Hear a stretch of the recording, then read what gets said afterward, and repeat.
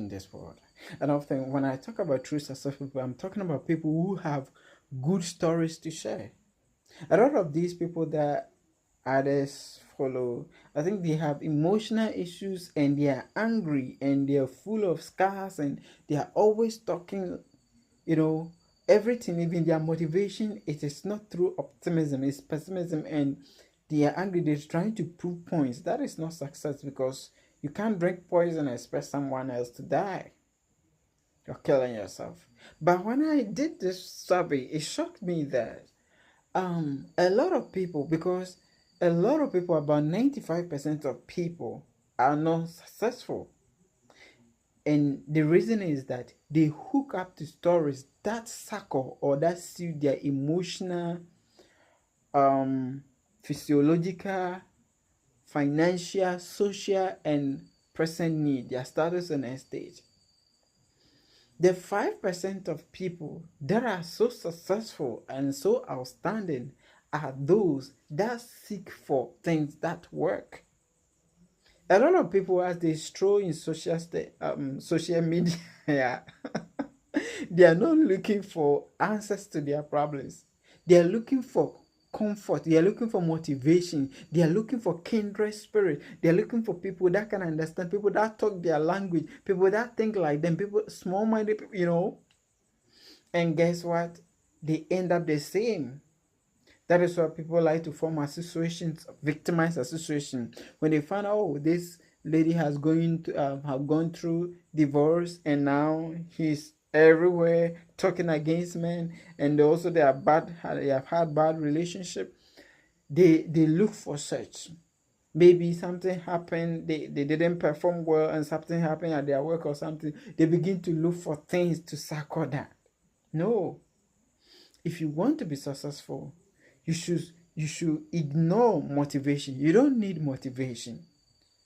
You don't need inspiration. You don't need kindred spirits.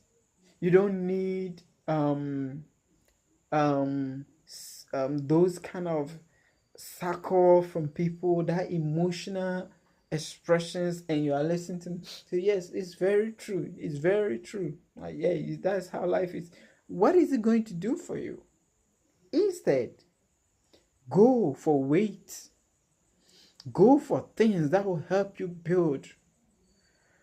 My dear, the world is getting tougher, and only the tough can stand and move on.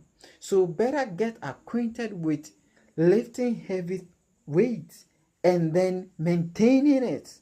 And when you learn to stand with it, you learn to walk with it. When you learn to walk with it, you learn to run with it. When you learn to run with it, then learn to fly with it. When you learn to fly with it, you learn to soar with it. And when you learn to soar with it, you learn to take someone with you with the same process until you build yourself against anything you've gone through. It will keep happening in your life until a time comes you will have no more option than to let that thing destroy you. I say it again. Until you build